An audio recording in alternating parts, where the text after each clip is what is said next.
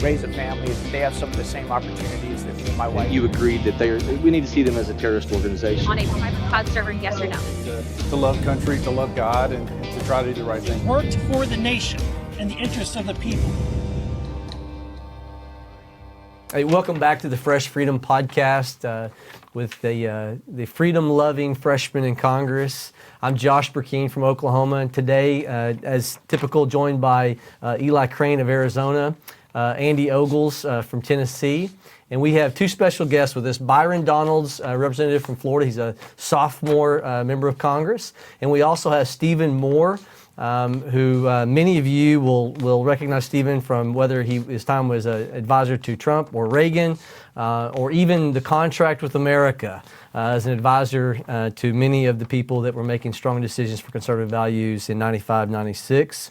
I also know that he was a part of Cato many, many years ago. And so we're delighted to have them. So we've got a rising star in the conservative movement with Byron Donalds. He's not afraid to tackle MSNBC and CNN, and then we've got someone that some of us have grown up respecting with historic ties with Stephen Moore. So it'll be a great show. So I'm going to pitch the first question. Stephen, what got you engaged in conservative politics? You know, I was always conservative from the time I was 7 or 8 years old. You know why? I hate people telling me what to do. It's that simple. I just want to live free, you know. And I've always kind of questioned and resisted authority. And so, and then, of course, I started reading Milton Friedman and some of the great economic scholars, and it just was, this stuff is so obvious. Why doesn't everybody get it? You know? Right. I mean, you look around the world, everybody wants to come to the United States. Yes. We are the greatest country ever. We are as Paul Johnson, one of the great historians, who wrote a book that everybody should read called Modern Times about America. And the last line of the book is really something very special. He said, America is the only successful multi-ethnic, multicultural country in the history of civilization. We truly are a melting pot that works. Byron, same question. What got you involved in the conservative movement? So it was definitely my career. I was in finance at the time. I started in banking. I was in insurance. So this is 2008, the financial collapse, and my company asked me to figure out what was going on in the economy because I had a banking background. And I turned on House Financial Services Committee here, never watched a congressional hearing, never really watched cable news. Turned on that hearing and I was really upset because the members of Congress didn't know what they were talking about. At the time, I'm 29 years old. I mean, I'm a little bit younger than when I figured it all out. And I'm like, these guys don't know what's going on. So, it got me mad. I started finding other sources to read on the internet and stuff like that. Came across a book called The Law by Frederick Bastiat. Yeah. Great book. You bet. Read that one and I was just like, oh, wow, that made sense to me. Legal theft. And then just started thinking about those policies. Found Milton Friedman, found him, read stuff from him, read some of the stuff that the framers were reading, like Second Treatise of Government, stuff like that. And I was just like, oh, that's why our government is formed the way it is. Like, all this makes sense. And so from there, pretty much realized I was conservative.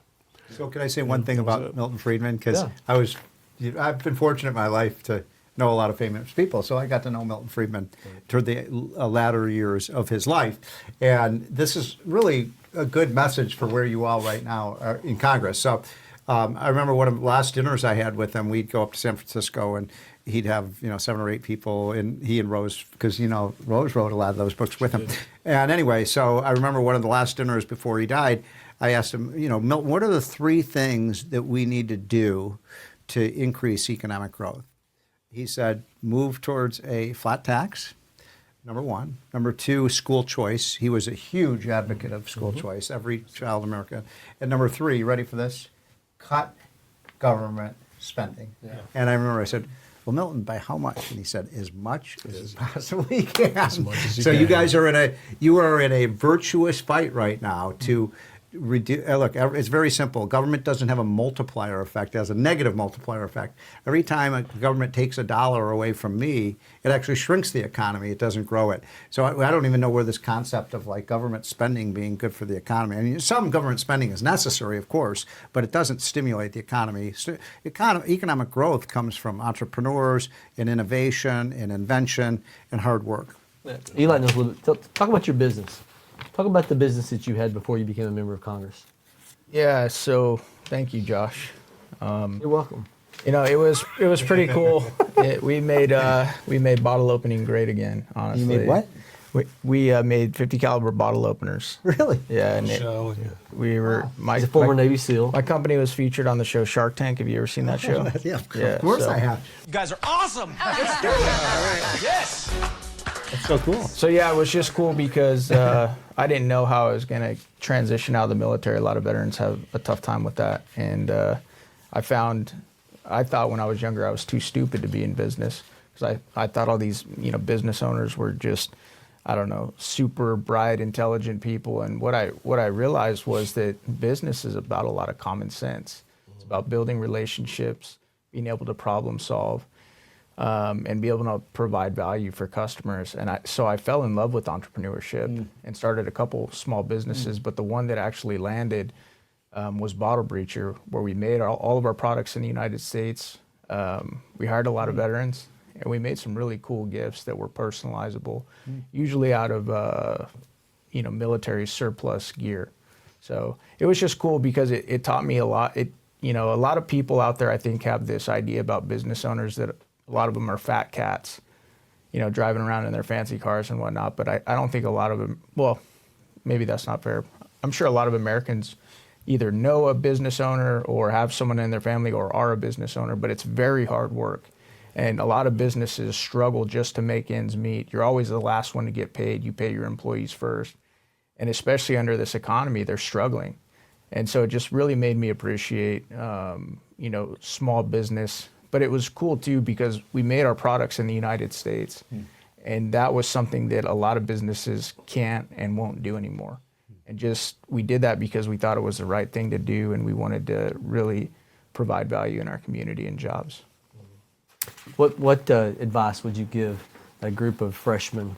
You lived through the 95, 96 contract with America. In fact, you're talking about books that you've read. There's a book that he wrote called Restoring the Dream, page 217. I'm going to quote it. He's promised me he's going to get me an updated version. This was after the contract with America. And if you go to page 217, he has a graph where he talks about in 1900, 60% of all tax collection and tax spend was on the local level, and only 20% was on the federal level. And by the time we got to the mid-90s, when he was writing the book, he updated it and said we're at now 67% of tax collection is on the federal level, and only 20% is on the local level. So from my little business, Rawhide Dirt Works, spending a day and a half trying to get Federal Motor Carrier Safety Administration and the Texas Department of Public Safety to say the same thing so I can move a dozer and excavator down into Texas because I was starving for work in my little business. It rained us out in Oklahoma for months, and you're in heavy equipment, you don't work when the rain is on you. Like my father lost an excavator last week. He lost an excavator. I'm getting a video. This entire 50,000 pound excavator is underwater. It got stuck. Couldn't get it out.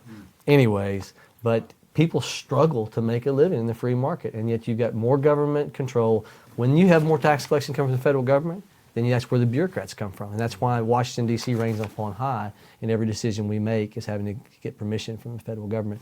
What advice would you give us that are in this fight for the future of liberty, to secure the blessing of liberty for ourselves and our posterity? Well, to be successful in Congress, because as you know, you're each one of you are one of 435 people. So how do you stick out? How do you become prominent so that you can influence policy? And I really believe that the answer to that for each of you is become an expert on something. Know more about some subject than anybody else. I worked for Dick Armey back when he was a freshman in Congress, and he went on to become the majority leader and one of our great majority leaders under Newt Gingrich, the speaker. And he did that. He would get super smart and study so many issues. Like he did the base closing commission, he did the flat tax, And so all of a sudden he became a national figure. And so that would be my advice to each of you, is find an area of expertise and know more about it than anybody. Because in Washington, knowledge is power. Byron, you were nominated at the head of the year as a sophomore. Your name came up. People thought enough of you to put your name up as a potential speaker candidate. Yeah, it's crazy, isn't it? Yeah, you aren't afraid to go on CNN, MSNBC, and debate with the facts. To make. You ask your doctor. For everybody to understand is this. Hold on, here's the key thing you need to understand. So what advice would you give us? You're only in your fourth year now. Third year. Third year. What advice would you give a group of us that are brand new, given the ability for you to gain traction and influence and to remain a true conservative? The first part is, like, it's a little bit off of what Steve just said, like, know your subject matter. Like, you know it, but really get to the point where you can just fluidly talk about it with anybody. And the best people to do that are people who aren't really in politics. I think a lot of times we are so focused here on the Hill, or we're in other meetings, or you're traveling all the time. And really just taking the temperature and having a conversation with a citizen who's just living their life is really clarifying, because I think it's their perspective is the one you always got to keep in the forefront of your mind. So know your subject matter, really understand where people are. And I think politically, people are always shifting. That's why pollsters make all this money, and their advice is always like 2 or 3 months late, because the opinions and the viewpoints and the ideas of people are always shifting in our country. So you really got to have a pulse and an understanding for that. Last piece I would say is just don't be afraid. At the end of the day, the cameras and the lights, they're not going to get you. Right. What will get you is if you're concerned about the next statement you're going to make. If you know the subject and you've talked with people, telling a pundit is the easy part. Well, that and the piece of advice you had for Andy, not to fly in his suit. Right? Oh yeah, that's the last piece. Don't fly in your suit. When you fly, get out of this thing. He looks. This is very professional, by the way. It is. Don't fly like this. Be a normal person. Just go through the airport and just listen. Got off the plane, had a meeting, had to wear my suit. But I think from a do you want to let us in on this conversation you had on the airplane? So people, this is behind the scenes for people to kind of see what members of Congress deal with. Well, this is I just sitting on the airplane, minding my own business, and a lady who would not be someone who would vote for me was she was polite, so I'll give her that. But basically, opposed my position to be pro-Second Amendment, and then strongly encouraged me to vote to ban assault weapons. And I was very polite in return. I said, I'll take a look at the bill. And I didn't get into a debate. I just acknowledged her position, acknowledged the fact that I would take a look at it. She recognized you. She recognized that you were a member of Congress. I was a very outspoken mayor prior to. Kidding. You're kidding. You were outspoken? Yeah, right. And so I what town? So I was the county executive or county judge for a county south of Nashville, fastest growing county in the state, number one for job creation and economic growth. So I was in the center of a lot, very outspoken during COVID. I refused to comply with anything. And so I'm a familiar face in Middle Tennessee, for better or worse, which is why I think I won an R5 district by 14, is because, you might even have folks that disagree with me on some policy issues, but they know I'm going to come up here and fight for the right thing. And ultimately, I'm going to land on the Constitution and what does the law say versus rhetoric. And to that point, when you look at the debt ceiling fight, I think from a policy standpoint, Europe has America envy.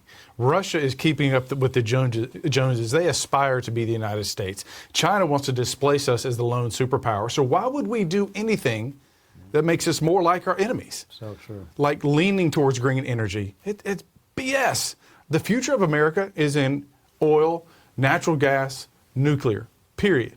You're not going to win wars, and as the world's, whether you like it or not, police, we're not going to win wars with solar panels strapped to our butts, all right?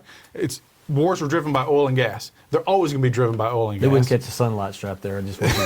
Right? And so, but that being said, it's like, and so for us to be more like Europe, by the way, who's running away from the green energy, and so why would we replicate their mistakes? It's foolish. It's nonsense. And this bill that the House Republicans that we helped pass, we should hold the line. We should not give an inch. And for every dollar increase that they want in the debt ceiling above the House bill, there's a cost to be associated with that. So if you want to raise the debt ceiling more than that, then maybe we want the border bill that we passed. If you want to increase the timeline, then maybe we want the REINS Act. I mean, this is a weighted equation. So if you want more than $1.5 trillion, if you want more than the first quarter of next year, it's going to cost something. And then we're doing this for the American people. We're doing this for the future of America, and we've got the fiscal high ground here. It's not even that you can't win wars, though. I mean, right? I mean, that's important. It's a national security issue, but the technology's not even there. Right. These folks on the other side of the aisle are acting as if we're 50 years ahead in technology, and it's just not there. The infrastructure's not there to support it, and it's asinine, and it's gonna destroy our economy. And it's scary what's going on up here. But it kind of, you see it not just with energy, you see it at the border, you see it in these inner cities with crime. And it's just like, I've heard conservatives talk about it a couple ways. Are they trying to destroy it, or are they completely ignorant? Or is it a combination of both? I think it's a combination of both, actually. Seriously, I totally think it is. Look, our good friend Chip Roy, he just said it in a meeting we were all just in, that, these Green New Deal subsidies that Joe Biden wants to hang on to for dear life, who does that go to? It's not going to poor black families in Philadelphia or Chicago. No. That stuff's going to the elite of the elites in San Francisco and in New York and in Los Angeles. They're the ones that are going to get all this money. They're going to make billions of dollars using tax subsidies from the United States government for technology and for an energy system that doesn't even work. It doesn't work consistently enough. Everything's cool, when it's 65 degrees and, you have nothing going on. But what happens when it gets cold? What happens when it gets hot? You don't have enough electricity on the grid. So I think it's by design. I think it's also a part of, look, we have people in our country, in my view, who are sold out to the Chinese. Oh, yeah. They've been in business in cahoots with them for a long time. And as far as they're concerned, hey, man, it's cool if we source minerals from China. I'm going to make my money on both sides of the trade. And in their minds, that's a good thing for everybody, but it's not good for the future of the country, especially when you're empowering your greatest rival on the globe, because you're empowering them by doing that amount of business with them that's tied to your electric grid, your energy basis. I think, Steve, I've heard you say it. Your energy grid, your energy supply is the lifeblood of your economy. You don't have a society if you can't generate energy, and you don't have a society if you don't have a stable economy. Yeah, for sure. Yeah, the Energy Information Administration says that by the Inflation Reduction Act and all the tax subsidization that was part of that bill that Biden advocated and got passed several years ago, or a year ago, that it will lead to, by 2050, 60% of all of our energy is going to be wind and solar. And so right now, it's less than 15%. And what we're talking about is in this debt ceiling discussion that's happening, is the Republican conference advocated not only going back to 2022 spending levels, the bill we passed, but also clawing that back. That Goldman Sachs talks about that if we don't claw it back, it's going to be a $1.2+ trillion economic impact to us. It's no small thing. It's massive. 1.2 trillion negative impact. Negative. So actually, hold on. Negative. Hold on. To that point you just made, this is important. The Democrats have been screaming bloody murder since the Tax Cut and Jobs Act was passed. And the line that they all say, which was also wrong, but they keep saying is, those Trump tax cuts, they cost us $2 trillion on the deficit. By the way, we've raised more tax revenue than anybody predicted we were going to, so that's not true. But they are more than willing to give $1.2 trillion in tax subsidies to the very rich and to these Green New Deal companies that are all their friends, all their political friends. And we know it's going to cost us at least $1.2 trillion and more when you factor in the economic impact of not having enough consistent, viable energy on our grid. You know what's really frustrating about this? Because you all are pretty new to Congress, but you may recall that this is just an instant replay of what Barack Obama did. All Obama is doing Solyndra. Biden's just added an extra zero to all the spending. But do you remember Solyndra? Do you remember Fisker? I mean, we subsidized all of these green energy programs, and 80% of them went bankrupt. Yep. I guarantee you that'll happen again. Well, one of my first pieces of legislation was the Inflation Reduction Act of 2023, which repealed Biden's Inflation Reduction Act of 2023. You got to shout out the State of the Union over that deal, if I remember did. correctly. That's right. Got it passed off the floor. Tell us something that Byron, you never thought would happen as a member of Congress. Tell us something that's happened in your 3 years now up here that you never would have thought would have happened. Somebody would vote for you to be Speaker? Yeah, you're right about that one. That's a good one, because I never thought that was going to happen. I didn't come here to do that. To be honest, this place is exactly what I've heard it was and what I thought it was going to be. And that's really sad. I've had members of Congress that I talked to before I came here, and what they all said this place is, it actually is.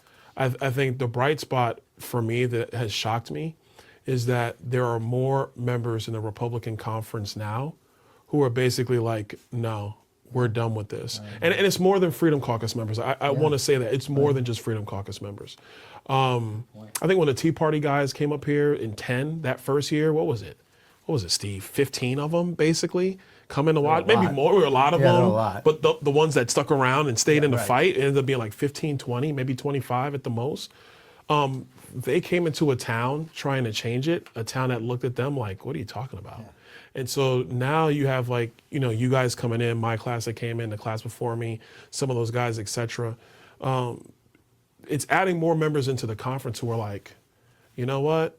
No, this is different. Like, the debt ceiling bill we passed, and I know we have colleagues who were like, we needed to do more, and I respect it totally. I do, because we need to do more. I was talking to some of the older guys who've been around here for a while, and they were like, we never in our wildest dreams ever thought the House would pass something like this. That's not just because of the four of us. That's because of the work Steve's been doing for years. It's the work of other people who've come to join that battle to save the country. That's really been the thing that surprised me more. Yeah, no, it's good.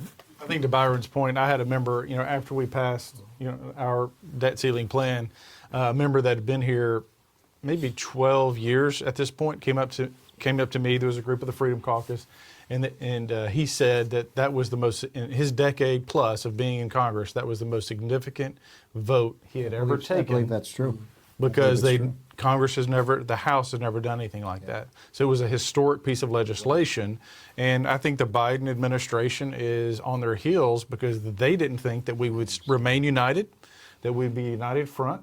Because you have, the very conservative of us, and you have some that are less conservative, but we came together with a plan, and we're executing a mission on behalf of the American people. It's interesting, Stephen. 30 and 40, I won't go any further years of experience of watching. A few. And for you to be nodding your head and to think that what's been accomplished in this first 6 months has been paramount. That makes me feel good as a guy who came up here wanting to make a difference. So can you speak to that?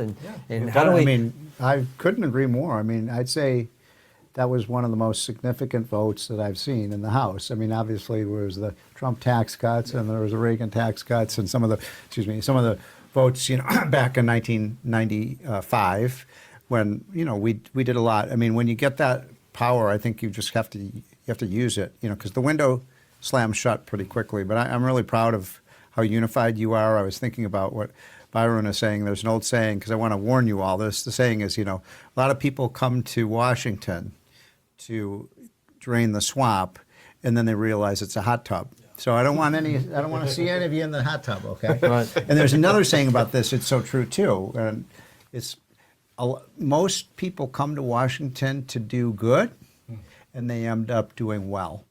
And so I don't want you to fall privy to that. People come to town, I'm going to change everything, and then then the next thing you know, they're making millions of dollars as a contractor or something like that. So stay true to your principles. So good. So how would you advise three younger members in terms of experience, one who's got a few more years of experience? How would you advise us to make sure that the ick doesn't get on us? That the way? Ick.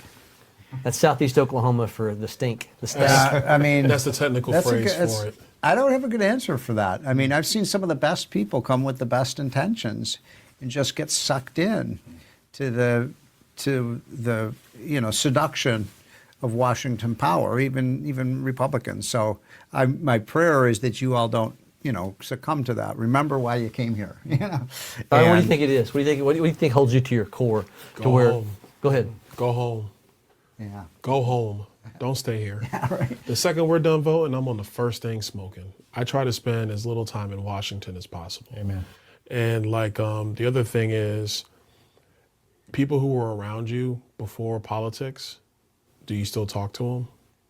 Like, you got to have like one or two people who knew you before you were Congress, before you're looking like Ogles walking through the airport. You got to have one or two people who know you, who are still engaged and involved with you, who don't care about that pen, because they know who you are. Right. And I think that's kind of the way you kind of keep. Having a wife to do that helps a lot too. Yeah. Keep you grounded. Yeah. You need that, but you're gonna need somebody else. You're gonna need somebody else. Look, it's just the reality, because it's hard.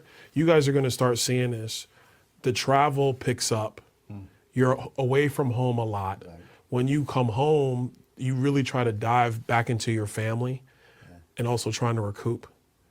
And then your people at home want you to go. You got to go see these people. You got to see these people. These people want to see you. So you're scrambling all the time. So having somebody who knew you before, that's involved with you on a day-to-day basis, man, they keep you grounded. So we've got a problem in America where we're short-term focused. There's a study in 1965 that Stanford University did, and they took a group of 4-year-olds, they put a marshmallow in front of each one of them and said, if you don't eat the marshmallow, we're going to come back and give you something better. And out of 600 young adults, they did this study, they wrote a book about it called Emotional Intelligence. 200 of those were able to withstand the instant gratification of not taking the marshmallow and eating it, and waiting until something better was given to them. They watched them 15, 20 years from then, and they noticed that same characteristics stayed with them because those 200 were 200 points higher on their SAT score than the other 400. I mean, the ones who waited. The ones who waited, who delayed instant gratification. Who had impulse control. And so I bring that up to say we're a country right now that, democracy cannot exist as a permanent form of government. It can only exist until people discover they can vote themselves largesse from the public treasury. And we are become so short-sighted that we've got so many people that are receiving some form of benefit that everyone's for cutting government until it's, whoa, but not that. Yeah. And so the sum total is the pressure for back home for many people who don't have their identity in God, who have their identity in the praise of man, they won't make the hard choices because that's where they get their identity, their structure from. So how do we change this? How do we turn such a problem that's a cultural problem around on its head? You've been around for 30 and 40 years. And you've got a different aspect from Florida than I will from Oklahoma. So I'd like to hear from both of you guys. And how are we going to change this to get people to want to let go of the largesse and say, I'm willing to put my country's best interest ahead of my own self-interest? I'll answer that. I'll take a first swing at it. I think a real theme that we as conservatives need to pursue is a new patriotism. A new patriotism. This is the greatest country in the. Yes, we had slavery. Yes, we've had problems. Blah blah blah. Blah. But nobody's perfect, right? But this is a great. And the left. I mean, you have to deal. I don't think they actually believe, as Reagan said, that it was divine providence that put America here as a beacon of freedom for the rest of the world. You all believe that, don't you? Absolutely. Yeah. They don't. Shining city on the hill. We are a shining city on the hill, and kids are not being taught about the greatness of America in the schools today. In fact, they're being taught the opposite. We're responsible for all the problems in the world. Do you think the Chinese teach their kids that? Do you think the Russians teach their kids that? I mean, what country does that? We're going to rot from within if we keep, turning out kids that can't read diplomas and don't understand their own country. I don't know if you all agree with that or not, but I feel pretty passionately about it. Byron, how do we get people to be long-term focused on the future of our nation, not short-term, the here and now? I mean, I agree with that. We're not really educating kids to understand that they, by virtue of being born here, they have the golden ticket from Willy Wonka's chocolate factory. Yep. Like, they got the golden ticket here in the United States. Like, listen, you can talk about race, you can talk about economic status. Being born here, you have the ability to rise and to thrive. Compared to a child in another country, it's not even close. So I think that's one. The second piece is going to be leadership. Like, I think you need a crop of leaders who are willing to stand in that gap and say, if the great experiment that man has ever known is going to continue, it's going to require us to make sacrifices to continue it. Everybody's got to get in on this one. And we have to get back to just first things being first. Like, let's do the things that work. Let's do what makes sense. Let's get the country mobile and moving. But that takes leadership. And you guys are already seeing up here, I want to do it, but I'm not sure how this is going to be, how this is going to play at home. I'm not sure what the message is going to look like. I might get beat up for this. And you have to be willing to do the right thing and then go home and say, here's why we're doing what we're doing. Good point. And that's leadership. I'm going to let you go, Eli. A friend of mine told me a long time ago, he goes, there's two forms of leadership. So the first form of leadership is the person that jumps in the front of a parade when it's already going down the street. That's Joe Biden. And frankly, that's most people up here in D.C. The second form of leadership is taking people to a place they would have not have gotten to on their own. And that's the leadership we're going to need. Good. What do you two think? How do we get people to think long term about saving our country? Well, going back to Milton and what Stephen was saying, rules for radicals. The left learned really quickly if they could commandeer the schools, if they can change the generations while they're in pre-K and K and elementary, they've changed our country. And so I think it's two-pronged. One, meanwhile, we mind our fiscal house best we can. But we've got to get the Federal Department of Education. We've got to push education back to the states where parents have more contact with their state reps and their state senators. That's how we win back America. So we can teach patriotism. You can also deal with the hypersexualized culture in the classroom if you let the states have more control, can't you? Absolutely. I mean, the states have to run education. I mean, look, I'm very conservative. If you're from San Francisco, you don't want some redneck from Tennessee telling you how to run your classroom. You just don't. And guess what? I don't want some liberal from San Francisco telling my family how we should teach our kids, right? I want to keep D.C. and all the liberal states out of Tennessee. It's that simple. We're a republic of free states, and if California wants to be liberal and fail, that's up to them. I'm not going to subsidize it, right? Tennessee has the right to be conservative. Tennessee has the right to be Christian. Tennessee has the right to run its own business. That's why we've got to hold the line as conservatives, but we've got to get our children back, and it goes back to school choice. You got second to last word, then we'll land the plane. Yeah, I think, Byron talked about a little bit of it. Courage is contagious. We lead by example, and often other people want to step up and, be like that, be strong and courageous. But then I think we also got to champion organizations like Turning Point USA and others that have gone into the Lions Den. Right, they're right there in Arizona where I'm from. And I think a lot of conservatives and Republicans abandoned education a long time ago because we thought it was lost. We thought it was a battlefield that was too far. But those guys went into the Lion's Den and they started taking back ground. And so you see a lot of these activist groups like Moms for Liberty, and other groups like that are actually waging war, for our little kids. We need to champion those folks. And we need to be courageous up here and continue to sacrifice because this job is a sacrifice, man. It really is. Abraham Lincoln quote, the philosophy in the schoolroom in one generation will be the governing philosophy in the next. And so to turn our culture, knowing that politics is downstream of culture, we've got to have moms, dads, pastors flaming in the pulpits to be able to drive people back to that shining city on the hill that was a fabric of biblical morality and constitutional adherence. And whether it's Turning Point or for a generation like mine, it was wall builders, knowing what the Constitution says, becoming an informed citizen. So you can stand up and say, look, our founders intended for a limited government. That didn't mean small, but they intended limited government, 18 things. And then the states, to your point, Andy, to be left with so many other factors, but we've so turned it upside down. Well, thank you all for joining us. That is the all for episode 5 of the Fresh Freedom podcast. If you'd like to submit an audience question, click the link in the description below, and it might get asked in a future episode. And we'll see you next time on the Fresh Freedom podcast. Thanks to our guests. Thanks, guys.